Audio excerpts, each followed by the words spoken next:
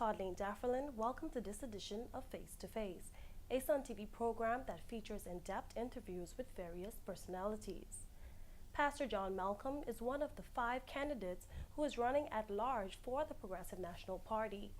He's no stranger to Turks and Caicos Islanders, but his entry into elective politics caught many by surprise. We recently sat down with him for a wide-ranging interview. Thanks for joining us, Pastor Malcolm. Tell us a little bit about who is Pastor John Malcolm. Well, first of all, let me thank you and Sun TV and your producers for giving me this opportunity to share some of my views through this medium. I'm very grateful for the opportunity and look forward to continuing to work with you in the future. But John Malcolm I was born in South Caicos, and I went to the Bahamas at a very early age, where I grew up and went to school there. And after graduating from school, working there for a few years, well, a number of years, about 7-8 years, returned back home and decided to settle again in South Caicos. I saw a number of young men going off to sea, sailing for opportunities because there was a lack of job opportunities in South Caicos. But I decided that I was back home, I was comfortable being home, and I decided I was going to stay home. In 1995 rather, I got the call to Christian ministry, and I went to seminary in Jamaica, where I did my preparation for the pastoral ministry, and I returned in 1999 and became the pastor of the Mount Olivet Baptist Church in South Caicos, and I've been pastoring there ever since, well, until recently, when I had to relinquish that post because of my getting involved in politics.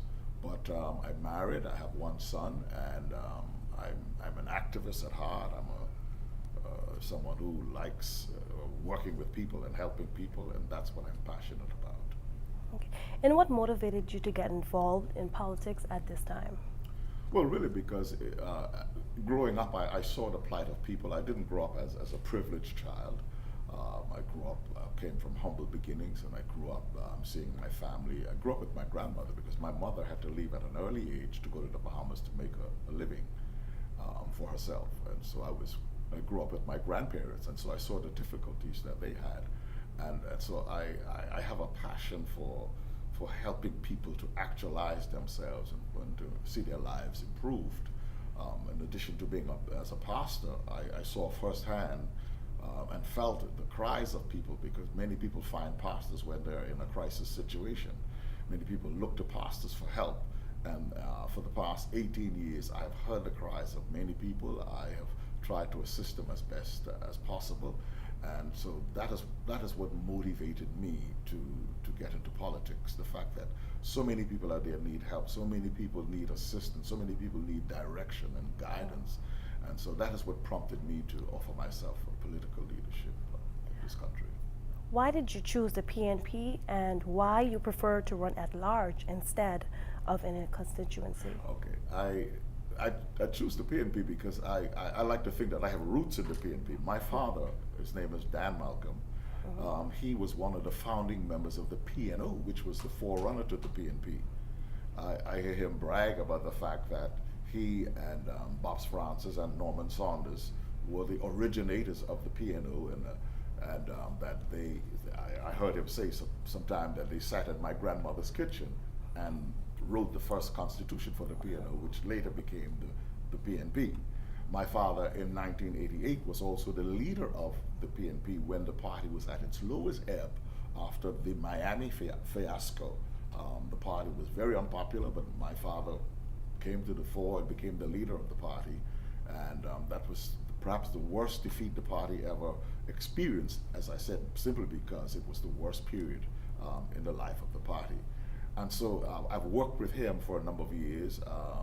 He's also been very active in constitutional development for the country. He has chaired 2 constitutional committees, and I worked with him in drafting and in preparing the document to submit to Parliament. And so I've gotten a feel for that aspect of political life. And so that is why I have gravitated towards the PNP. And the PNP over the years has been the most progressive government in delivering quality programs for people and developing institutions that are lasting. For instance, national health insurance was developed by the PNP. NIB was developed by the PNP. A number of very valuable institutions that are impacting the lives of people positively have been developed by the PNP over the years. And so I see the PNP as a very progressive, as its name indicates, a very progressive organization, and one that I readily wanted to align myself with. Okay. Some people have suggested that pastors should not be involved in politics.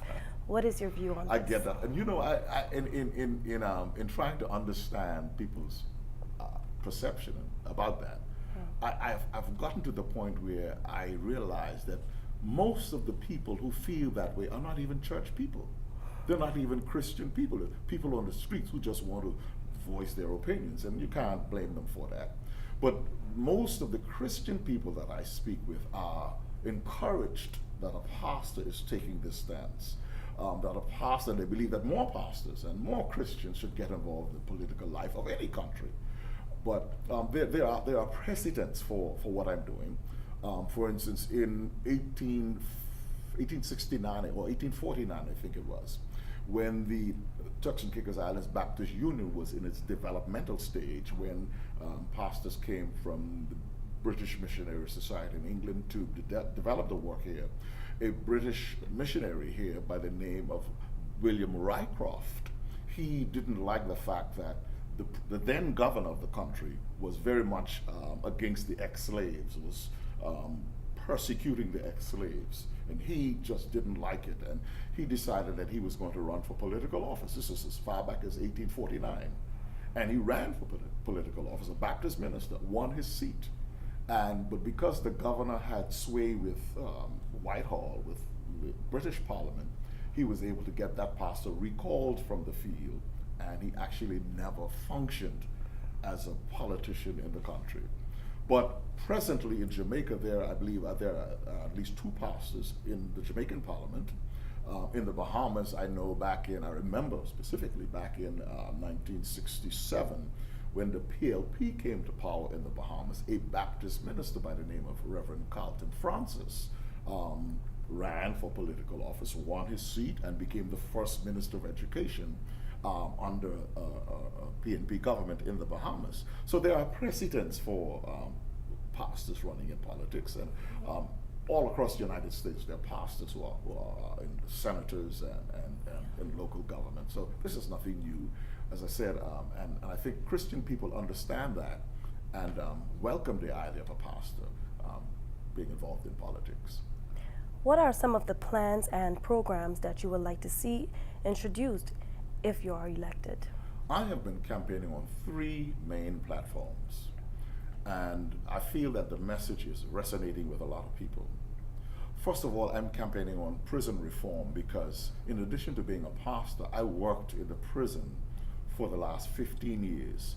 At one point, I was the director of the National Drug Unit and also a drug counselor. So that work took me into the prison on a weekly basis, where I have been able to develop anger management programs for prisoners. I've developed drug counseling programs, drug support groups, therapy groups for prisoners, and also I also developed a program when the prison officials saw that the numbers of juveniles were increasing into prison. They asked me to organize a juvenile drug education and counseling program. So I've been very active. In addition to being a pastor, I've been very active in this work over the years. And that has given me an insight into the mindset of persons who find themselves on the wrong side of the law. It has also given me a good understanding of how the prison operates and where it is faulting. I believe, and you would agree with me, I believe and many people around the country would agree with me, the prison is really failing us, because the prison is really only producing worse criminals. I've seen young men go in for minor crimes and they come out hardened criminals. And so I have already developed a plan to reform and transform the prison. My plan calls for, first of all, and I've submitted that plan already to the department before I had to resign. I've also submitted that plan to Mrs. Sophia Thomas, who is the director for the Center for Entrepreneurial Development. And she has already gotten feedback from the Caribbean Development Bank and other donors around the region who like the plan and want to provide funding for the plan. The plan calls for, first of all, putting a block making machine in the prison. Because on any given day you go to the prison, you find men just sitting around idle, doing nothing all day. And there's an old saying that goes something like this: the devil will find work for idle hands. And that is what happens. Young men are just idle all day. So the first thing the plan calls for is putting a block making machine in prison so that they can make blocks and sell blocks to the wider community. To put them to work, pay them a decent salary. They probably most likely wouldn't get what they would get on the outside, but pay them something as an incentive to be a part of the works program of this block making program.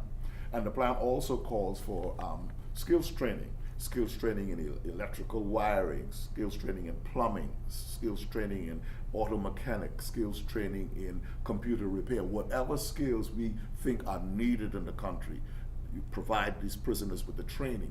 In addition to training them, putting tools in there for them to learn these skills, the plan calls for an apprenticeship component where you, after giving them a little training, you put them to work with contractors in the community so that they could get hands-on experience, make a little money also, and get hands-on experience. And the beauty of that is that when a person is now finished with his sentence, is released from prison, he now has a better opportunity to go to work for that same contractor that he worked with all along, or he's in a better position, he's more marketable, and he's in a better position to land a job. The plan also calls for job placement for prisoners who are being released, where you go to contractors, you go to business houses, and you say to them, listen, because the most difficult thing for a guy coming out of prison is to find a job. Nobody wants to trust him. He has that stigma hanging over his head as being someone who's been to prison, and nobody wants to trust him. And that is what perpetuates crime.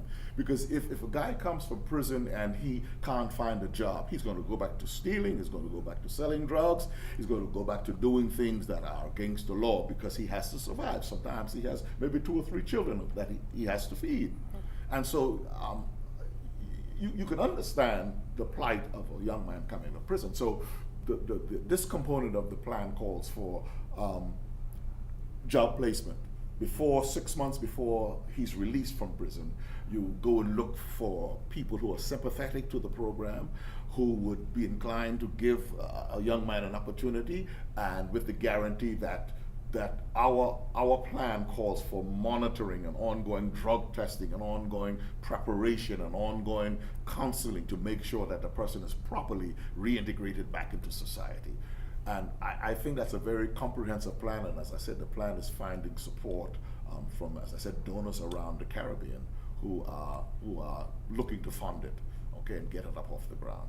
Secondly, I'm campaigning on youth development. I've seen too many young people graduating from high school with not enough CXC passes or GCE passes to land a job or even go off to college. And most of them are, particularly the young men, most of them are sitting on the sides of the streets, on the trees, and again, the devil will find work for idle hands. So some of them, they get into drugs, they get into criminal activity. Most of the time they don't want to, but circumstances would push them in that direction. I'm concerned about those young men because I was one of them 25, 30 years ago. I was one of them, got involved in a number of unsavory things. And so I understand what they're going through, and I'm passionate about putting things in place to help their lives. And here's what I'm proposing. I've said to the government, to the Premier already, what we need to do is look at the Cadet Corps program.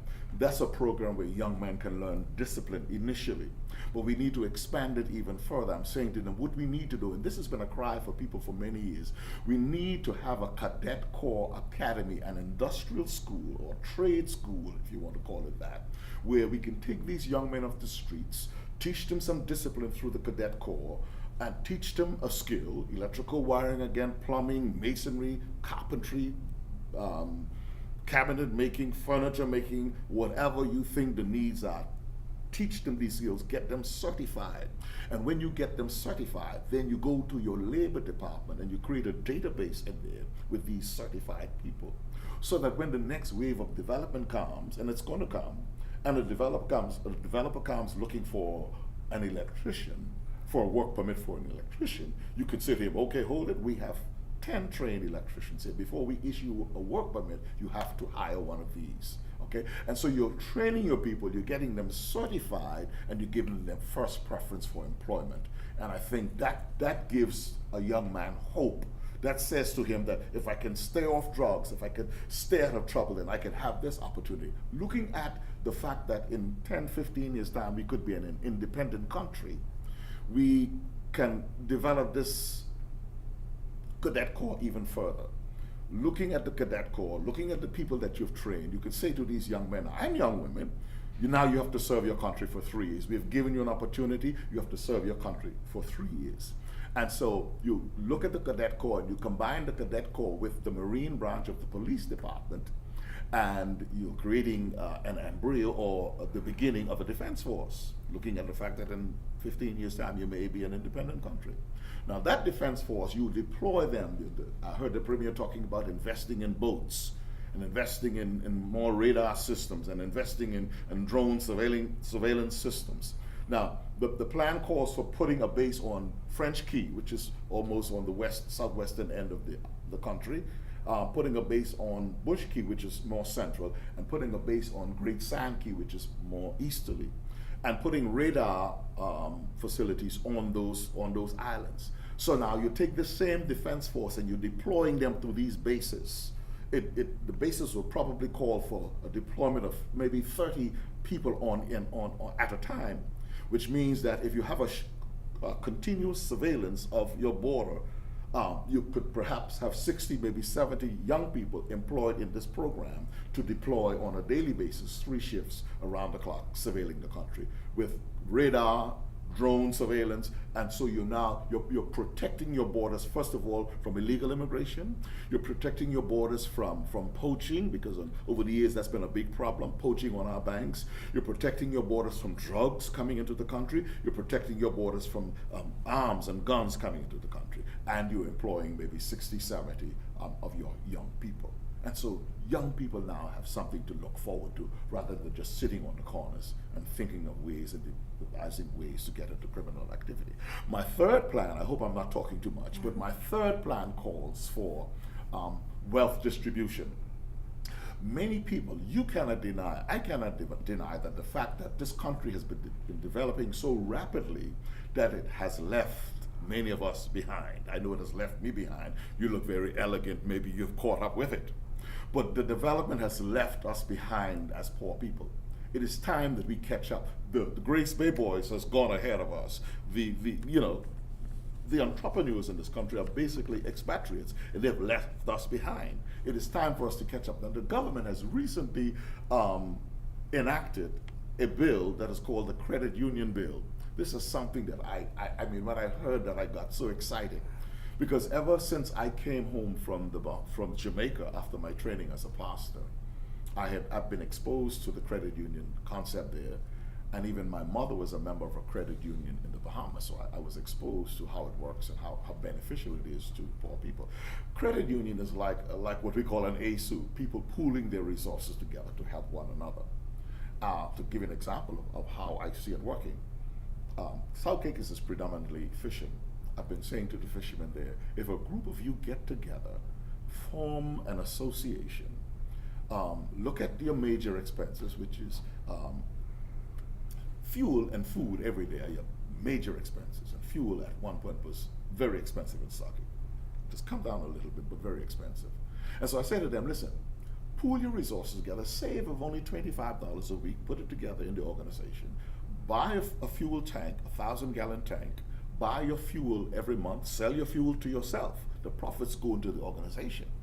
Buy a container of food every month, sell your food to yourself, the profits go into the organization. At the end of the year, you may have dividends to share. You may have $50,000, $60,000 that you could share among yourselves. Or you can leave the money in the organization with the prospects of buying bigger boats to go deeper on the ocean to fish. And eventually you may end up owning a processing plant. You may eventually end up owning a supermarket, because you're trading in your product and you're trading in food for your families. The beautiful thing about this is that now the people who are part of this organization doesn't always have to depend on government for scholarships for their children, because the resources are there to send their children off to get trained and come back and work in the organization and build the organization.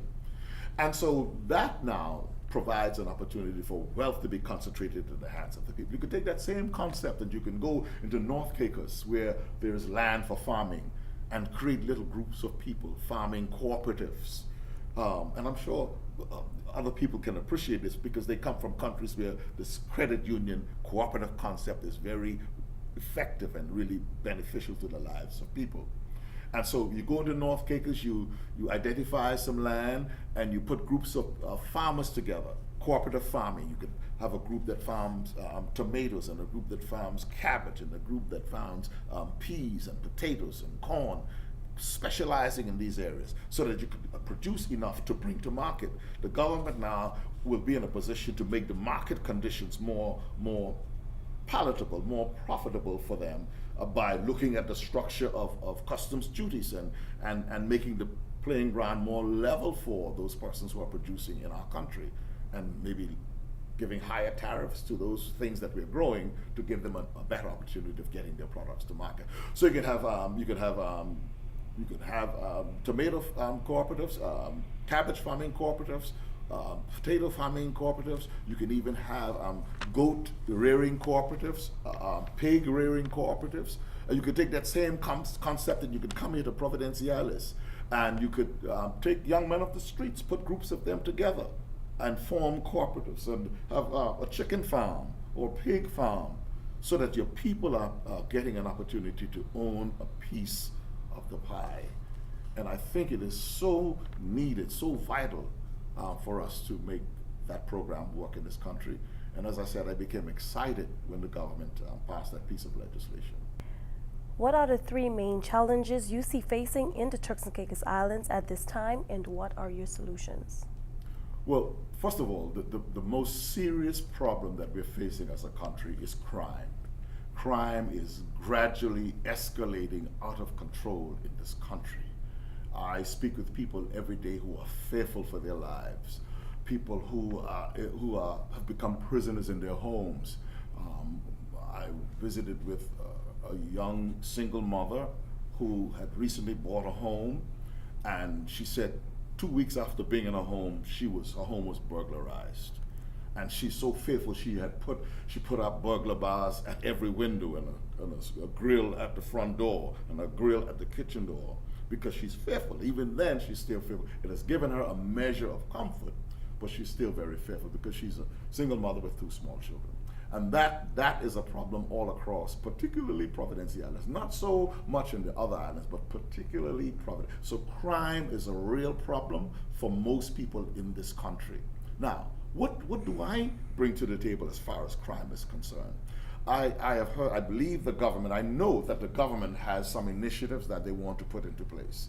First of all, I believe that when we look at the structure of the police department, I believe that structure is weak for a number of reasons. First of all, it is weak because in recent years, we have gotten a police commissioner who is not a Turks and Caicos Islander. And I think that the English persons who were brought in as police commissioners, or the Canadian persons who were brought in as police commissioners, were brought in after the interim government took control of the country.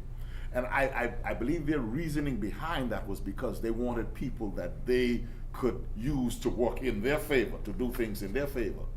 But we have already had 3 local people who were police commissioners over the years and did very effective work. Crime was nowhere as high as it is now when we had Mr. Stanley Williams as the Commissioner of Police. It was not as high as it is now when we had Mr. Paul Harvey, who was the Commissioner of Police. It was not as high as it is now when we had Mr. Edward Hall, who was the Commissioner of Police. And so what I am understanding is that because the interim government started bringing in expats to run our police department, many of the higher echelons of the police department. Many of the officers in top level positions are disgruntled because many of them feel as if they were overlooked for promotions. Okay? And so what that has done, that has created a demoralizing impact on the police department. Most of them feel demotivated and say they're not as effective as they can be in doing what they're supposed to do. That's a factor. Another factor is the kind of training that our police officers are getting is old school. That needs to be done away with. We need to bring in people to train our police officers from around the region, from people from Jamaica, people from the Bahamas, where they're used to training people for the level of criminal activity that we're seeing. Some would agree that most of the police officers that we're putting out there are just good traffic cops. They're not really good crime-solving agents.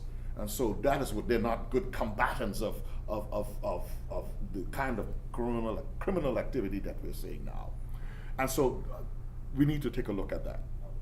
Also, what the Premier is promoting is more autonomy for our local government over the police department. Now, presently the police department comes under the governor, okay? Has complete control over that. What the Premier is suggesting is not that a minister or the Premier takes control of the police department. What he's suggesting is that instead of having the governor as the director of the police or in control of the police department, that an authority, a police authority, be established with persons from both political parties, persons who are seasoned lawyers and people who understand the law and the makings of the law, and have this authority to give oversight to the police, because the government pays the police. They pay for the commission of the police, they pay even for the governor, but we have no control over that. So autonomy would give us more control over and more say in how the police operates. And more police equipment. The Premier is looking at bringing in a drone surveillance system, closed circuit televisions across Providence Isles, where you could you'll be better inclined to police your communities, to know who's moving, who's in and out. Another thing that is on the drawing books is biometrics testing, fingerprinting, and facial recognition systems at our borders. These are the things that I think will help us to contain crime, to know who's coming in and out of our country, who's moving in and out of our communities, and so that puts us in a better position to interdict crime. And I think going forward, if we look seriously at those measures and put in the kinds of interventions that are necessary, we will see a reduction in crime. And I am really for that, and I support the government's plan to do that. What have been some of the biggest challenges in your life, and how did you overcome them? The biggest challenge, well, you said some. One of the biggest challenges in my life was, and it is interesting that nobody on the campaign trail has even asked this question before, but one of the biggest problems in my life was overcoming substance abuse. It's known, I've been preaching about it for years. That's 34 years ago that I became free from substance abuse. Since then, I have been married for 28 years in a successful marriage. I've been to seminary 20 years ago, graduated at the top of my class, graduated as the valedictorian with groups of students from all across the Caribbean. Graduated from the University of the West Indies with a degree, first class honors in theology. Since I've been back, I've been the director of a government department for a number of years. I've worked effectively in the community, and I've had an effective pastoral ministry. And so one of the greatest challenges was overcoming that and the stigma of that hanging over my head. Lately, I have, as I said, I worked as a full-time pastor. I was a full-time drug counselor, and at one point, as I said, director of the drug unit. And then 4 years ago, I started studying at the master's level. I started a program in sustainable development with the University of London. So I found myself being stretched in all of these particular areas.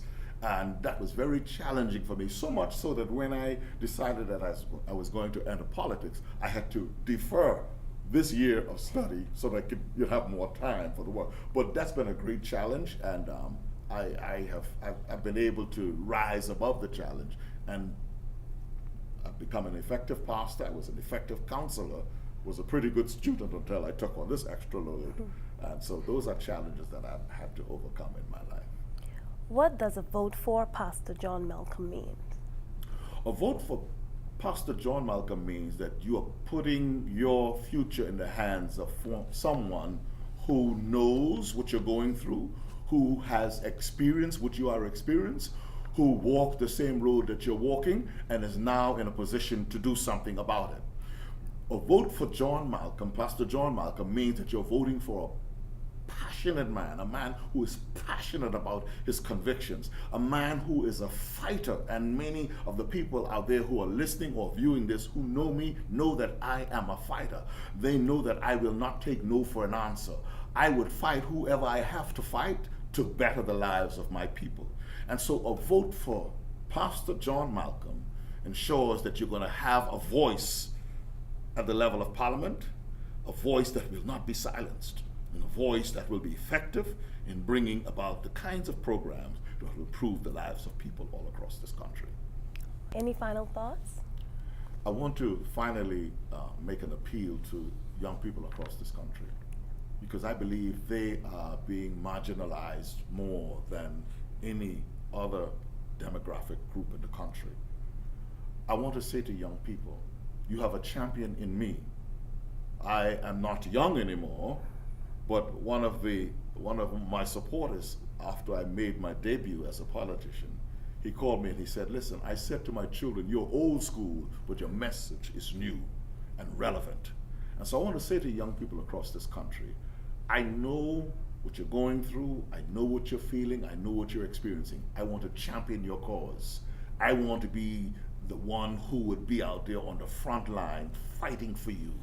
You need to send me to Parliament so that I can be that champion that I want to be. If you would speak to young people who know me, they will re-echo my sentiments and tell you what I'm saying to you now, that you can repose your confidence in me. You can depend on me to deliver for you. Send me to Parliament. On December 15th, you need to vote for John Malcolm, because a vote for John Malcolm is a vote for a secured future. Thank you so much, Mr. Malcolm, for sharing your views with us, and we wish you all the best in all of your future endeavors. Thank you for having me, and as I said initially, I want to thank Sun TV for giving me this opportunity and your producers, and I would hope that by now I have convinced you to support me on December 15th. I would be very encouraged to know that you're doing that for me and that you're encouraging others to do so after hearing my views today and hearing my plans to better the lives of our people. So thank you very much. I've enjoyed the encounter and look forward to other times when we can perhaps get together and share some things.